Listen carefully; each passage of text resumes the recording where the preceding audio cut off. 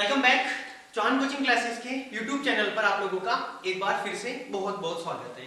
तो हम लोगों ने अभी तक इसके टोटल 7 पार्ट यानी कि टोटल 7 भाग कंप्लीट कर दिए हैं।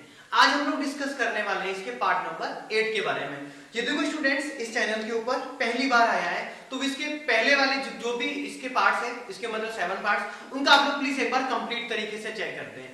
इसके लिए आप लोगों को चौहान कोचिंग क्लासेस की प्लेलिस्ट में जाना है और प्लेलिस्ट में जाकर के आप लोगों को वहां पर सॉल्यूशन नामक जो चैप्टर है उसका पर आप लोगों को क्लिक करना है। वहां से आप लोगों को पीछे वाले सारे वीडियोस अवेलेबल हो जाएंगे, राइट। तो उसी एंटरटेनमेंट के साथ में, उसी मजे के साथ में, उसी केमिस्ट्री को एंजॉय करते हुए हम लोग आज का जो टॉपिक है वो स्टार्ट करने वाले हैं। वो टॉपिक है अपने पास इसका आज का पार्ट नंबर 8 और आज के पार्ट में हम लोग डिस्कस करने वाले हैं कंप्लीट राउल्ट्स लॉ के बारे में, यानी राउल्ट का नियम उसके बारे में। तो आज अपना पूरा टॉपिक जो रहने वाला है ना, वो टॉपिक कौन सा वाला रहने वाला है? राउल्ट का नियम। राउल्ट का नियम, राउल्ट्स लॉ।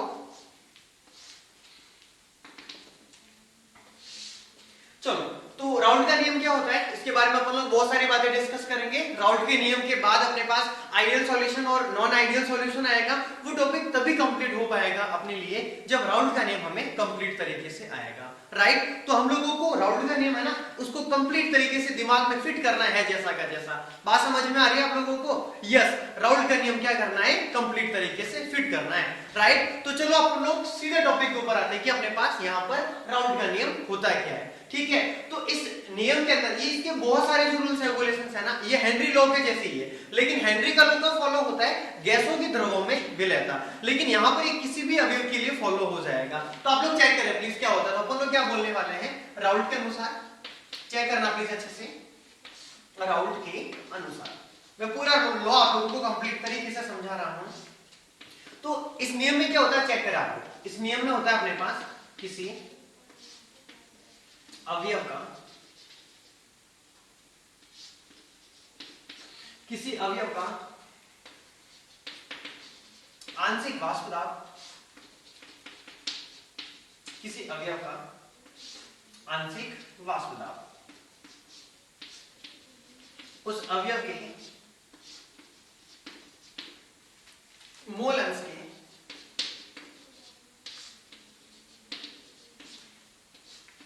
मोल अंश के समानुपाती होता है। और ये रूल्स ही अपने पास क्या कहलाता है? राउल्ट का नियम कहलाता है। वापस कर रहा हूं, सुनना प्लीज। हम लोगों ने हेनरी का नियम डिस्कस किया था। हेनरी के नियम में क्या था कि किसी अवयव का आंशिक दाब उसके अपने पास, यानी किसी जो गैस का जो अपने पास क्या था वाष्प दाब था, वो क्या हो रहा था उसके अवयव के मोल अंश के, यानी उस गैस के मोल अंश के क्या हो रहा था समानुपाती हो रहा था। तो वहां पर तो अपन लोग गैसों के बारे में बात कर रहे थे, लेकिन यहाँ पर वो किसी भी अवयव के लिए, किसी भी एलिमेंट्स के लिए हो सकता है। बात समझ में आ रही है ना अच्छे से? हेनरी के दो नियम पढ़े थे हम लोगों ने, एक तो m समानुपाती p, m directly proportional to p, यानी कि गैसों के द्रव्यों में विलेयता की मात्रा थी वो दाब के कैसी थी? समानुपाती थी। दूसरा नियम पढ़ा था वो कौन सा वाला? मोल अंश के रूप में। तो मोल अंश में वहां पर गैस, तो यहाँ पर बात करनी है हम लोगों को किसी अवयव के लिए। तो यहाँ पर क्या हो जाएगा राउल्ट के अनुसार किसी अवयव का आंशिक वाष्प दाब, किसी अवयव का आंशिक वाष्प दाब उस अवयव के मोल अंश के कैसा होगा? समानुपाती होगा। यानी हम लोग यहाँ पर इसको इनिशियली इस प्रकार से रिप्रेजेंट कर देते हैं कि जो पी आई की वैल्यू होने वाली है वो क्या होने वाली है? एक्स आई के इक्वल होने वाली है। यदि अपने पास आंशिक दाब क्या हो? पी आई हो और मोल अंश क्या हो उस अवयव का? एक्स आई हो, तो क्या हो जाएगा? P I is directly proportional to X I हो जाएगा। अब इसकी अलग अलग अपन लोग बात करेंगे, ठीक है। तो अपन लोग ये मान लेते हैं, माना विलयन में कुल 2 अवयव है, माना विलयन में कुल 2 अवयव है और वो 2 अवयव कौन कौन से हैं? फर्स्ट ए को लिख देते हैं और सेकंड वाले को बी बोल देते हैं। तो माना विलयन में 2 एलिमेंट्स, 2 अवयव कौन कौन से? ए व बी है। तो आप लोग चेक करना प्लीज। सबसे पहले कंडीशन फर्स्ट जो अप्लाई करेंगे ना, वो किसके लिए करेंगे? अवयव ए के लिए। फर्स्ट कंडीशन किसके लिए हो जाएगी? अवयव ए के लिए। तो अवयव ए में क्या बोलेंगे अपन लोग कि जो अपने पास किसी अवयव ए का जो आंशिक दाब है वो क्या होने वाला है? उस अवयव ए के मोल अंश के कैसा हो जाएगा? समानुपाती हो जाएगा। बातों को समझिए प्लीज अच्छे से। यदि किसी सॉल्यूशन के अंदर 2 एलिमेंट्स ए एंड बी है, यानी विलियन में दो अवयव ए व बी है, तो फर्स्ट अपन लोग कंडीशंस किसके लिए फॉलो करेंगे, एलिमेंट्स ए के लिए यानी अवयव ए के लिए। सेकंड कंडीशन, हाँ अब अवयव ए के लिए फॉलो किया तो अपन लोग क्या बोलेंगे, देखो यहाँ पर पी आई एक्स आई बोला था यानी आई वा यानी कोई भी एलिमेंट्स हो सकता है, बात समझ में आ रही है ना। लेकिन यहाँ पर सिर्फ ए के बारे में बात कर रहे हैं तो क्या बोलेंगे, पी ए समानुपाती एक्स ए हो जाएगा। अब सुनना ध्यान से, जब भी समानुपाती चिन्ह हटता है तो वहां पर कोई ना कोई क्या लग जाता है, स्थिरांक लग जाता है। तो यहाँ लगने वाला है पी नॉट ए और ये हो जाएगा एक्स के। इसको अपन इक्वेशन नंबर क्या बोलेंगे, ए बोलेंगे। और यहाँ पर जहां पर जो पी नॉट ए है उस वो क्या अपने पास, तो आप लोग चेक करना प्लीज, जहां पी नॉट ए होता है शुद्ध अवस्था में आंशिक वाष्प दाब, शुद्ध अवस्था में आंशिक वाष्प दाब, आंशिक वाष्प दाब, जहां पर अपने पास पी नॉट ए कौन हो जाएगा, प्योर कंडीशंस के अंदर, उसकी प्योर स्टेट के अंदर क्या हो जाएगा, उसका वेपर प्रेशर हो जाएगा, उसका आंशिक दाब हो जाएगा, राइट। तो ये तो हम लोगों ने किसके बारे में डिस्कस कर दिया, अवयव ए के लिए। अब बात किसके बारे में करने वाले हैं अपन लोग, यस अब अपन लोग बात करेंगे कंडीशन नंबर सेकंड, और वो किसके लिए हो जाएगी, अवयव बी के लिए, अवयव बी के लिए। तो आप लोग प्लीज चेक करें, अवयव ए में क्या हो रहा था, अवयव ए का आंशिक वाष्प दाब क्या हो रहा था अपने पास, अवयव ए के मोल अंश के समानुपाती हो रहा था। तो अवयव बी के लिए आप लोगों को कंडीशंस इजीली पता चल गई होगी, बात समझ में आ रही ना अच्छे से आप लोगों को। यदि अपने पास ए के लिए पी ए समानुपाती एक्स ए होगा तो बी के लिए क्या हो जाएगा, आप लोग स्वयं बता सकते हो इजीली, राइट। तो यस बोलो फटाफट, क्या होने वाला है, पी बी क्या होने वाला है, एक्स बी के समानुपाती होने वाला है, राइट। अब यहाँ पर सेम कंडीशन से आप लोग चेक कर सकते हो, पी बी अपने पास यहाँ पर क्या हो जाएगा, डायरेक्टिव प्रोपोर्शनल साइन कंप्लीट हो जाएगा, वहां पर कोई ना कोई कांस्टेंट आ जाएगा। तो कांस्टेंट क्या आने वाला है, यहाँ पर पी नॉट बी आने वाला है और एक्स बी आने वाला है। इसको अपन इक्वेशन नंबर कौन सी बोलेंगे, इक्वेशन नंबर इसको बोलेंगे सेकंड, ठीक है। तो आप लोग मुझे बताओ यहाँ पर अपन लोग क्या करने वाले हैं, यहाँ पर जो पी नॉट बी आया वो है कौन है, तो अपन लोग क्या बोलेंगे, जहां पी नॉट बी क्या हो जाएगा, अवयव बी का, अवयव बी का कौन सी अवस्था में, तो क्या बोलेंगे, शुद्ध अवस्था में आंशिक वाष्प दाब। तो यहां पर अपने पास ये कौन हो जाएगा, पी नॉट बी कौन हो जाएगा, तो शुद्ध अवस्था में क्या हो जाएगा, आंशिक वाष्प दाब हो जाएगा। अब अपन लोग क्या करेंगे, इसकी इक्वेशन नंबर फर्स्ट और सेकंड दोनों को कंबाइंड फॉर्म के अंदर लेंगे। कौन कौन सी इक्वेशन, तो अपन लोग बोलेंगे एक बार तो समीकरण नंबर 1 व 2 से, equation number first and second. तो अपन लोगों को यहाँ पर वापस ध्यान रखना है, आगे अपने पास ये तो बात चल रही थी किसके बारे में, राउल्ट का नियम यानी राउल्ट्स लॉ अपने पास होता क्या है, राइट। अब अपन लोग बात करेंगे कि यहाँ पर जो अपने पास P और जो PB इसकी जो वैल्यू वो किसके इक्वल होती है। तो अपन लोग यहाँ पर बोलने वाले हैं, एक डॉल्टन का रूल्स होता है, डॉल्टन का जो रूल है उसके अकॉर्डिंग होता है कि अपने पास किसी भी विलियन के अंदर जो कुल दाब होता है यानी P टोटल की वैल्यू होती है वो क्या होती है, अलग अलग अवयवों के जो आंशिक दाब होते हैं उनके योग के बराबर होती है। यानी P टोटल की वैल्यू किसके नियम से, तो आप लोग क्या बोलोगे, डॉल्टन के नियम से, किसके नियम से, तो अपन लोग क्या बोलेंगे, डॉल्टन के नियम से।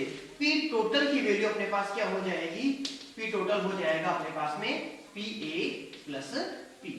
बात समझ में आ रही है अच्छे से। डॉल्टन का नियम क्या होता है कि किसी विलियन में जो कुल दाब होता है वो अलग अलग अवयवों के आंशिक दाब के योग के कैसा होता है, बराबर होता है। तो P total equal PA plus PB हो जाएगा, राइट। तो अपने पास यहाँ पर इक्वेशन आ चुकी है। अब अपन लोग क्या करेंगे, P और PB की जो वैल्यू है उसको पुट कर देंगे।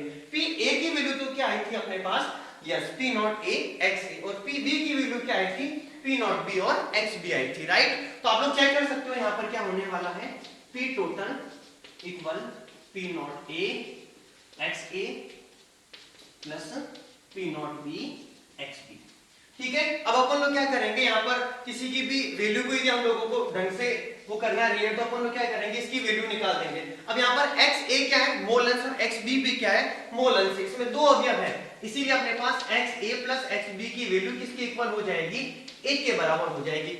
किसके इक्वल हो जाएगी, 1 के बराबर हो जाएगी। तो यहाँ से x a की वैल्यू को अपन लोग हटाते हैं क्योंकि हमें थोड़ा एक स्पेशल इक्वेशन बनानी है। तो अपने पास क्या हो जाएगा, 1 माइनस एक्स बी हो जाएगा। इसको मैं थोड़ा एक्स्ट्रा में शो कर रहा हूँ आप लोगों के सामने। ठीक है, तो आप लोग प्लीज यहाँ पर x a के स्थान पे कौन सी वैल्यू को पुट कर सकते हो, तो क्या बोलेंगे अपन लोग p total equal p not a, और यहाँ पर क्या हो जाएगा 1 minus xb plus p not b, और ये क्या हो जाएगा xb हो जाएगा, राइट। तो बात समझ में आ रही है सबको अच्छे से। ये हम लोगों ने क्या किया, पूरा इक्वेशन निकाल दिया, और वो भी किसका निकाला है हम लोगों ने, राउल्ट के नियम का, राउल्ट्स लॉ का, राइट। एक बार इसको अपन लोग है ना वापस एक्सप्लेन करते हैं। इसका हम लोगों को है ना एक जो ग्राफ है वो और बनाना है। ग्राफ को अपन आराम से पहले एक बार इस कॉन्सेप्ट को क्लियर करेंगे, फिर इसका ग्राफ अपन लोग कंप्लीट तरीके से याद करने वाले हैं। तो आप लोग प्लीज एक बार फोकस करें, राउल्ट का नियम होता क्या है। राउल्ट का नियम विलियन के अंदर जितने भी अवयव है ना सबके ऊपर फॉलो होता है, यानी हम लोग किसी भी एक सिंगल अवयव के ऊपर भी रूल्स को फॉलो कर सकते हैं। तो अपन लोग क्या बोलेंगे, किसी भी अवयव का जो आंशिक वाष्पदाब होता है, किसी भी अवयव का आंशिक वाष्पदाब उस अवयव के क्या होता है, मोल अंश के कैसा होता है, समानुपाती होता है। यानी अपने पास कोई भी अवयव है, हमें नहीं पता कौन सा अवयव है, तो क्या बोलेंगे Pi is directly proportional to xi हो जाएगा। अब इसमें अपन लोग एक सिंपल तरीके से एग्जांपल लेके समझते हैं कि यदि विलियन के अंदर कुल 2 पार्ट्स, इसके कुल अपने पास टोटल 2 एलिमेंट्स यानी अवयव A और अवयव B है, तो क्या करेंगे, एक बार तो अवयव A यानी एलिमेंट्स A के लिए रूल्स फॉलो करेंगे राउल्ट्स लॉ, और एक बार क्या करेंगे जो अपने पास एलिमेंट्स B है उसके लिए राउल्ट्स लॉ फॉलो करेंगे। तो अवयव A के लिए क्या हो जाएगा, Pa is directly proportional to xa, तो P A की वैल्यू P नॉट x a हो जाएगी, जहां पर P नॉट a अपने पास कौन है, तो प्योर स्टेट के अंदर, इसके शुद्ध अवस्था के अंदर इसका जो वेपर प्रेशर है वो हो जाएगा, यानी शुद्ध अवस्था में इसका आंशिक वाष्पदाब हो जाएगा। अब वापस इसी प्रकार से वापस रूल्स अपने पास एलिमेंट्स B के लिए भी फॉलो करना पड़ेगा, तो क्या हो जाएगा PB is directly proportional to XB, और अपने पास जब यहाँ पर इसका डायरेक्टली प्रोपोर्शनल साइन हटेगा तो कोई ना कोई कांस्टेंट आ जाएगा। तो यहाँ पर कांस्टेंट कौन होने वाला है, P नॉट B होने वाला है। तो P नॉट B क्या हो जाएगा, अवयव B का शुद्ध अवस्था में आंशिक वाष्पदाब। अब क्या करेंगे अपन लोगों को इसका टोटल वैल्यू निकालने, उसके लिए डाल्टन लॉ फॉलो करते हैं, डाल्टन का नियम फॉलो करते हैं। डाल्टन का नियम क्या होता है कि किसी भी विलियन में जो इसका जो कुल दाब का मान होता है वो अलग अलग अवयवों के आंशिक दाब के योग के बराबर होता है। तो P टोटल क्या हो जाएगा, Pa प्लस Pb हो जाएगा, Pa की वैल्यू Pb की वैल्यू को पुट कर देंगे by equation number first and second. Okay, अब आप लोग यहाँ फोकस करें, हमने अपने पास क्या आ चुका है, P total equals to P naught xa plus P not B xb आ चुका है। अब यहाँ से अपन क्या करेंगे, xa की जो वैल्यू थी उसको हटाते हैं। हमें यदि कोई बाय डिफॉल्ट हमें कोई इक्वेशन चाहिए तो अपने पास क्या होता है, अपने पास किसी भी विलियन के अंदर जितनी भी अवयव है सभी के मोल अंश का योग हमेशा किसके इक्वल होता है, 1 के बराबर। तो xa प्लस xb कितना हो जाएगा, 1 हो जाएगा। xa की वैल्यू क्या आ जाएगी, 1 माइनस xb आ जाएगी। बात समझ में आ गई। तो हम लोगों ने राउल्ट का जो नियम है इसके पूरा कंप्लीट विद इक्वेशन अपन लोगों ने पूरे समीकरण से इसको सॉल्व आउट।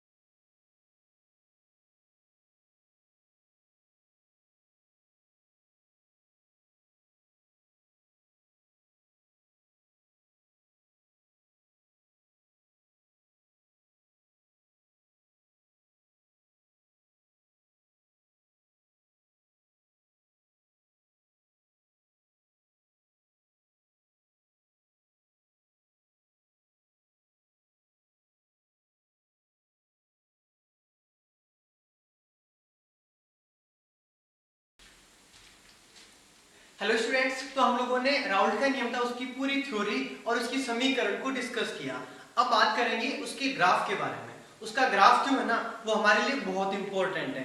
इसके बाद अपन लोग वापस इसके बाद जो टॉपिक आने वाला है ना वो इसका आइडियल सॉल्यूशन यानी आदर्श विलियन आने वाला है। एक तो आदर्श विलियन आएगा, एक अनादर्श विलियन यानी नॉन आइडियल सॉल्यूशन आएगा।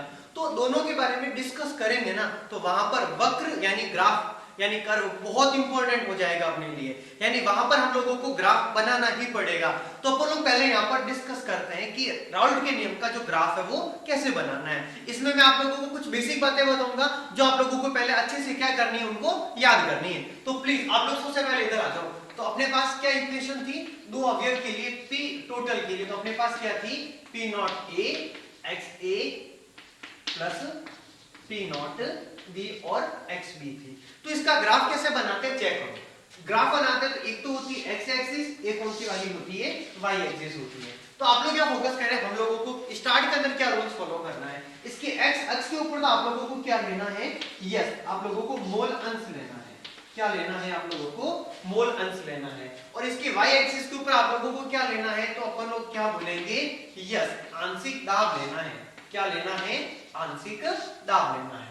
बात समझ में आ, तो अपन लोग क्या करेंगे, एक्स एक्स के ऊपर तो किसको लेंगे, मोल अंश को लेंगे, और वाई एक्स के ऊपर क्या हो जाएगा, आंशिक दाब हो जाएगा।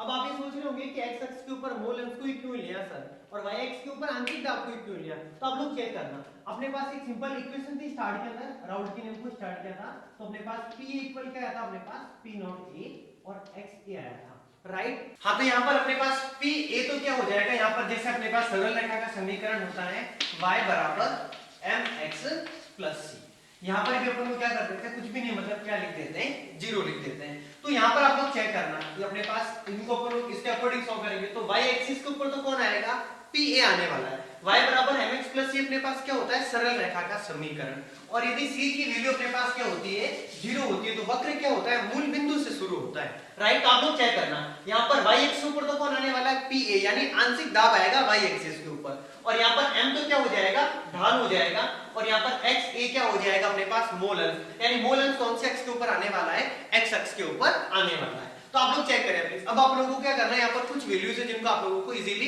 खुद को रिमेंबर करने, तो आप लोग चेक करना क्या करना है।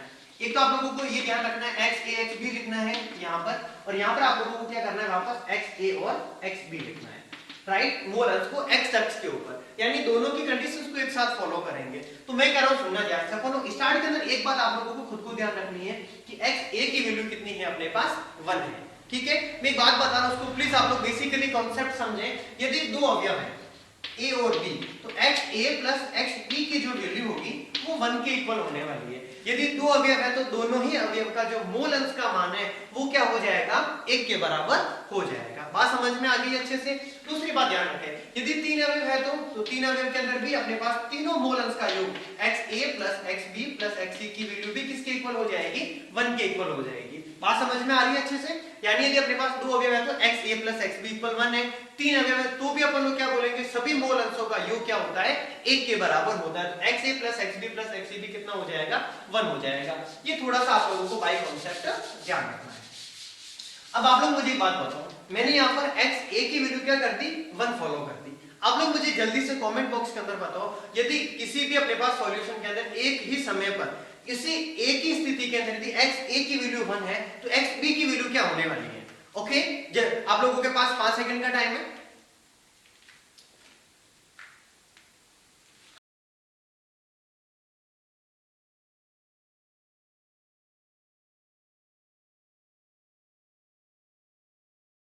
हाँ okay, your time is close now. तो आप लोग प्लीज मुझे ये बताओ, यदि x a की वैल्यू है, बहुत सारे कमेंट्स आए, आप लोग प्लीज एक बार यहाँ पर चेक करना अच्छे से। यदि x a की वैल्यू कितनी है, 1 है, तो x a plus x b का जो वैल्यू का मान होता है इक्वल, तो इन दोनों का सम करेंगे, एडिशन करेंगे तो 1 आने वाला है। तो x b की वैल्यू कितनी हो जाएगी, यस कितनी हो जाएगी, 0 हो जाएगी। अब यहाँ पर ध्यान रखना, यहाँ पर x a की वैल्यू यदि 1 लिखी है ना, तो यहाँ पर इसकी इनिशियल पॉइंट, इसके नेक्स्ट जो पॉइंट्स के अकॉर्डिंग आप लोगों को x a की वैल्यू को 0 शो ऑफ करना है। आप लोग मुझे बताओ, यदि x a की वैल्यू यदि 0 है तो x b की वैल्यू कितनी हो जाएगी, जल्दी से प्लीज आप लोग कमेंट बॉक्स के अंदर बताएं। यदि उसी समय पर एक ही कंडीशन में x a की वैल्यू 0 है तो x b की वैल्यू अपने पास कितनी हो जाएगी, जस्ट फास्ट प्लीज, है ना, जल्दी से आप लोग कमेंट बॉक्स के अंदर बताएं, बहुत सारे कमेंट्स आ रहे हैं।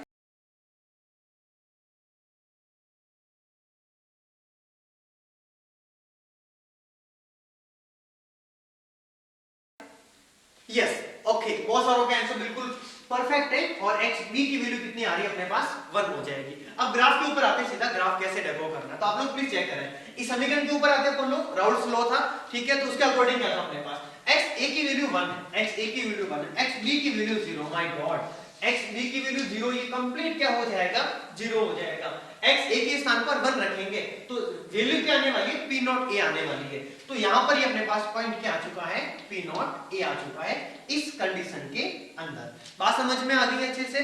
चलो दूसरी बात करते हैं, p नॉट a, ठीक है, अपने पास इसकी सेकंड कंडीशन x a की वैल्यू रखेंगे 0 तो x b की वैल्यू 1 रखनी पड़ेगी। x a की वैल्यू 0 है तो ये कंप्लीट 0 हो जाएगा, x b की वैल्यू 1 है तो सिर्फ p नॉट b बचा।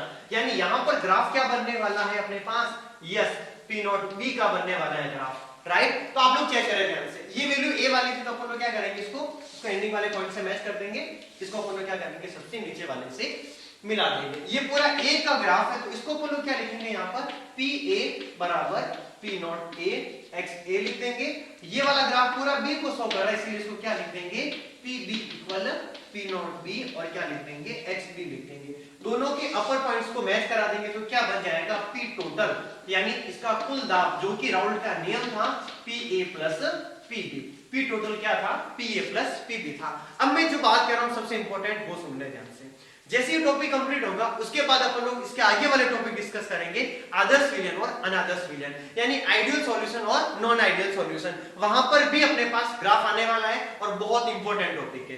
बात को प्लीज कंप्लीट तरीके से समझने की कोशिश करें।